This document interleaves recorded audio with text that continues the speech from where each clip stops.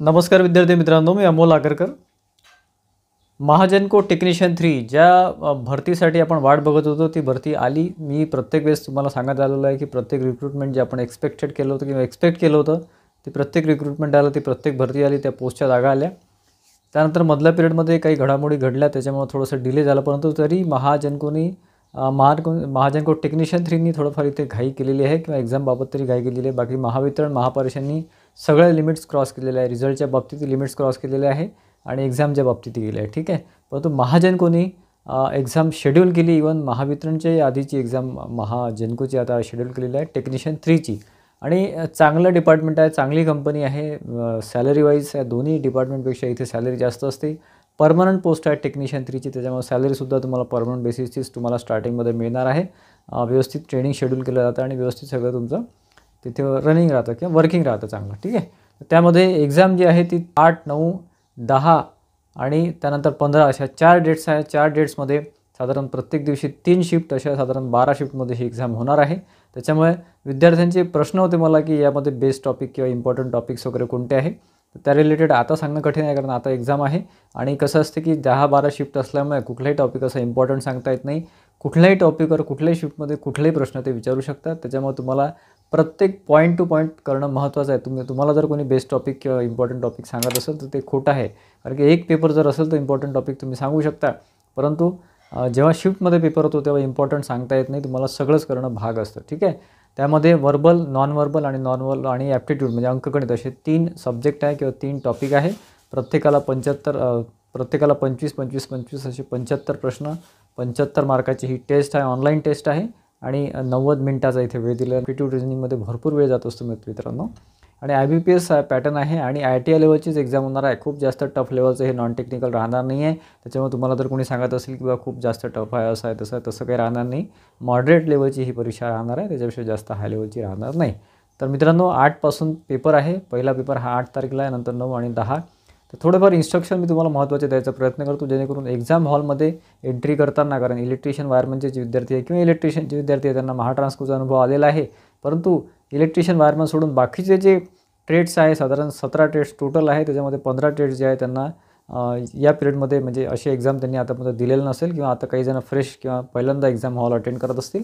तर मित्रांनो, online taste होते, तिथे तुम्हाला युजर ID आणि पासवर्ड तुमचा टाकावा लागतो ऑनलाईन. तर तुमचं एक्झाम अटेंड करताना किंवा तुम्हाला सुरुवातीला जेव्हा सिस्टीम दिली जाते त्यावर तुम्हाला तिथे म्हणजे सेंटरला तुम्ही जाता. सेंटरला गेल्यानंतर तुम्हाला तिथे जेव्हा एक्झाम सुरू होते तेव्हा काही, फॉर एक्झाम्पल 2चा पेपर असेल तर 2च्या 15 मिनटं आधी, अर्धा तास आधी तिथे तुम्हाला त्या सिस्टीमवर तुमचा पासवर्ड ID वगैरे टाकून नंतर तुम्हाला नाव चेक करून सगळं चेक करून तुम्हाला तिथे एक्झाम सुरू करावं लागतं. मित्रांनो, महाजनको टेक्निशियन 3बद्दल आपलं जे काही टेस्ट सिरीज आहे त्याला प्रचंड रिस्पॉन्स ऑल ओव्हर महाराष्ट्रातून मिळतो आहे. आपला ॲप आहे, इंजिनियर अमोल आपला ॲप आहे. खाली डिस्क्रिप्शन बॉक्समध्ये लिंक आहे किंवा प्ले स्टोरला इंजिनियर अमोल तुम्ही ॲप डाउनलोड केलं की तिथून तुमच्या नंबरवरून रजिस्ट्रेशन केलं की तुम्हाला महाजनको टेक्निशियन 3 टेस्ट सिरीज असं तुम्हाला तिथे बघायला मिळेल, किंवा सर्च बॉक्समध्ये महाजनको टेक्निशियन 3 टाकलं की तुम्हाला तिथे टेस्ट सिरीज मिळून जाईल किंवा तुमच्या एक्झाममध्ये त्याचा नक्की फायदा होईल. ठीक, 3 जे स्लॉट आहे, जसं ॲप्टिट्यूड आहे म्हणजे अंकगणित आहे, त्यानंतर बुद्धिमत्तामध्ये व्हर्बल, नॉन व्हर्बल असे 3 स्लॉट आहेत. 3 स्लॉटमध्ये तुम्ही कधी कुठलाही क्वेश्चन सॉल्व करू शकता किंवा स्किपसुद्धा करू शकता.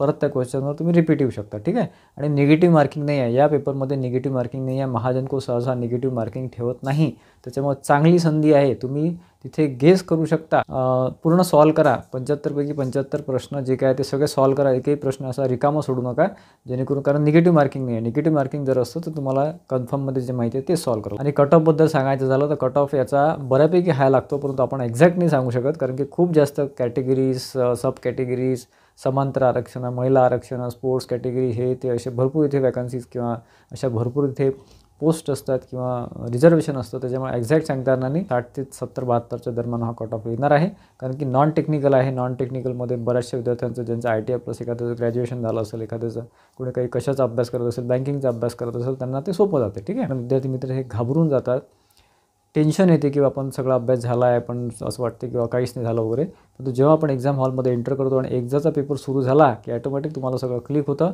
आणि नॉलेजच्या सोबत तुमचं प्रॅक्टिस खूप असेल, तुम्ही खूप व्हिडिओ बघून तुमचं नॉलेज चांगलं केलं असेल किंवा तुमची प्रॅक्टिस असेल, तरीही तिथे थोडं घाबरल्यासारखं होते. परंतु हे स्टार्टिंगमध्ये होते. ते एकदा पेपर सुरू झाला की तुम्ही एकदा त्या थीममध्ये किंवा लेवलमध्ये किंवा त्या ऑरामध्ये येऊन जाता. त्यानंतर तुम्हाला पेपर होईपर्यंत तुमचं म्हणजे ज्यांचा अभ्यास चांगला आहे त्यांचा, ज्यांचा अभ्यास चांगला नाही त्यांना काय ते नुसतं टिकच करत राहतात. 75 पैकी 75 प्रश्न टिक करतात आणि निघून जातात बाहेर. यामध्ये काही इन्स्ट्रक्शन्स आहेत, त्या इन्स्ट्रक्शन मी द्यायचा तुम्हाला प्रयत्न करतो की ज्या काही पॉईंट्स त्यांनी दिलेले आहे हॉल तिकीटमध्ये काय काय तुम्हाला लागेल वगैरे सगळं. कारण की तुमचं आय कार्ड म्हणजे आधार कार्ड किंवा पॅन कार्ड किंवा तुमचं इलेक्शन कार्ड पण त्यांनी मेन्शन केलं आहे माझ्या माहितीप्रमाणे. तुमचं जे इन्स्ट्रक्शन आहे त्याच्यामध्ये बघून घ्या. शक्यतो आधार किंवा पॅन कार्ड घ्या आणि ओरिजिनल सोबत घ्या. ठीक आहे, ओरिजिनल सोबत तुमची झेरॉक्स कॉपी पण तुम्हाला सोबत घ्यायची आहे. पण तो ओरिजिनल असणं अति आवश्यक आहे. 1 तास आधी तुम्हाला एक्झाम हॉल अटेंड करायचा आहे किंवा तुमचं जर 2चा टाईम असेल तर 1ला तिथे जायचं आहे. त्यानंतर अर्धा तासात तुमचं तिथे प्रोसेस सुरू होऊन जाते, म्हणजे 1:30 तुमची प्रोसेस सुरू होऊन जाते. आणि महत्त्वाचं म्हणजे ज्या मॅरिड मुली आहेत किंवा महिला भगिनी आहेत तर त्यांनी काय करायचं की त्यांचं नाव चेंज झालेलं असते आफ्टर मॅरेज. आणि फॉर्म भरताना जर तुम्ही मॅरेज जे काही तुम्ही मॅरिड म्हणून सांगितलं असेल तर तुम्हाला राजपत्र किंवा ॲफिडेविट शपथपत्र करावं लागते की असं असं माझं नाव चेंज झालं आहे, माझं लग्नानंतरचं नाव हे आहे. किंवा तुमचं मॅरेज सर्टिफिकेट असेल ते सुद्धा तुम्हाला सोबत घ्यावं लागते. कारण कसं आहे की तुमची आयडेंटिटी म्हणजे तुमचा फोटो आणि तिथला फोटो किंवा तुम्ही स्वतः आणि तिथला फोटो हा मॅच झाला पाहिजे. आय कार्डवरचा तुमचं नाव, तुमचं अल्फाबेट सगळे मॅच झाले पाहिजे. जर त्याच्यामध्ये काही चुका असतील तर आधीच तुम्ही ॲफिडेविट करून घ्या. कुठलेही तुमचे तुम्हाला वाटत असेल काही चुका असेल तर तुम्ही आधीच ॲफिडेविट करू शकता तयार करायचं. आणि निगेटिव्ह मार्किंग नाही आहे लक्षात घ्या. निगेटिव्ह मार्किंग नसल्यामुळे तुम्ही पूर्णचे पूर्ण पेपर सॉल्व करणे आवश्यक आहे. 75 पैकी 75 क्वेश्चन तुमचे सॉल्व करणं आवश्यक आहे. सध्या तुम्हाला वाटत असेल की आपला अभ्यास झाला की नाही झाला किंवा असं तसं हे ते, आणि वेळ खूप जातो बरं, वेळ खूप जातो. नॉन टेक्निकलमध्ये वेळ खूप जातो, ॲप्टी रिजनिंगमध्ये वेळ जातो. त्यामुळे मी खूप दिवसापासून तुम्हाला सांगतो आहे की तुमची प्रॅक्टिस जास्त करा सॉल्व करण्याची, म्हणजे लवकरात लवकर सॉल्व झाला पाहिजे असा प्रयत्न करा क्वेश्चन. त्याच्यामध्ये वेळ जायला नको. ज्यांना ट्रिक्स माहिती आहे, ज्यांना फॉर्म्युला माहिती आहे, ज्यांना कॅल्क्युलेशन माहिती आहे त्यांचं पटप आणि रफ पेज तुम्हाला मिळते तिथे, त्याचं टेन्शन घ्यायचं आणि रफ पेज वगैरे मिळून जाते. ठीक आहे. आणि तुमची सिस्टीम ओके आहे की नाही ते गेल्याबरोबर सगळ्यात पहिलं काम तेच करायचं की आपली सिस्टीम म्हणजे आपला माऊस ओके आहे की नाही, आपलं तिथे डेस्कटॉप जो काय तुम्हाला देण्यात येतो तो व्यवस्थित आहे की नाही, किंवा व्यवस्थित नेटची कनेक्टिव्हिटी आहे की नाही, हे सगळं चेक करायचं. काही प्रॉब्लेम असेल तर तिथे तुमचं जे एक्झाम हॉल आहे किंवा एक्झामची जी काही रूम तुम्हाला मिळालेली आहे तिथे त्यांना सांगायचं की असा असा प्रॉब्लेम आहे, कारण त्याच्यामध्ये वेळ जाऊ शकतो. ठीक आहे. त्याच्यामुळे या टेक्निकल गोष्टी थोडं लक्षात घ्यायच्या आणि मग ID पासवर्डवरून तुम्ही रजिस्ट्रेशन करून तुमचं नाव वगैरे सगळं चेक करायचं आणि तुमचं पेपर तुम्ही सुरू करू शकता. तर महाजनको टेक्निशियन 3ची एक्झाम देणाऱ्या सर्वांना माझ्याकडनं शुभेच्छा. मित्रांनो, महाट्रान्सको विद्युत सहाय्यकचा जो रिझल्ट आहे तो विद्यार्थ्यांचा मला मी प्रत्येक व्हिडिओमध्ये सांगत असतो की काही दिवसामध्ये लागेलच. ॲक्च्युली ते डिले झाला आहे, भरपूर डिले झाला आहे. तो 30 तारखेपर्यंतच रिझल्ट एक्सपेक्टेड होता, स्ट्रॉंगली एक्सपेक्टेड होता 30 एप्रिलपर्यंत. परंतु नंतर त्यांनी साधारण जे काही आपण कॉल करतो किंवा जे काही इन्फॉर्मेशन घेतो त्यानुसार त्यांनी 8 ते 10 दिवस आपल्याला सांगितले होते. मागच्या व्हिडिओमध्ये मी सुद्धा सांगितलेलं होतं साधारण 10 मेच्या आधी हा रिझल्ट येऊन जाईल, कारण की आपल्याला तशी माहिती मिळते म्हणून आपण तसं सांगतो. आजची 6 तारीख आलेली आहे. कुठल्याही दिवशी कुठल्याही तासाला तुमचा रिझल्ट हा महाट्रान्सको.in या साईटवर येऊन जाईल. त्याच्यामुळे त्याचं टेन्शन घेऊ नका. महाजनको महावितरणचा अभ्यास करा. मी तुम्हाला प्रत्येक व्हिडिओमध्ये तेच सांगतो आहे. परंतु विद्यार्थी मित्रांची कंटिन्युअस आहे, मेसेजेस कंटिन्युअस आहे, व्हॉट्सॲपवर आहे, तुमच्या कॉलवर आहे किंवा जे काही म्हणजे विचारतात विद्यार्थी मित्र. त्याच्यामुळे लक्षात येते की तुम्ही खूप जास्त त्याचीच वाट बघत आहे आणि त्यामुळे तुमचा वितरणावर परिणाम होऊ शकतो. ठीक आहे. रिझल्ट हा आज न उद्या येणारच आहे, म्हणजे त्याची आता शेवटची घटका आता सुरू झालेली आहे. कधीही रिझल्ट येऊ शकतो, पण वाट बघत बसू नका. तुम्हाला कुठेतरी जेव्हा रिझल्ट येईल तेव्हा कुठून तरी काही ना काही टेलिग्राम म्हणा किंवा यूट्यूब म्हणा, यूट्यूबवर पटकन रिझल्ट येऊन जातो.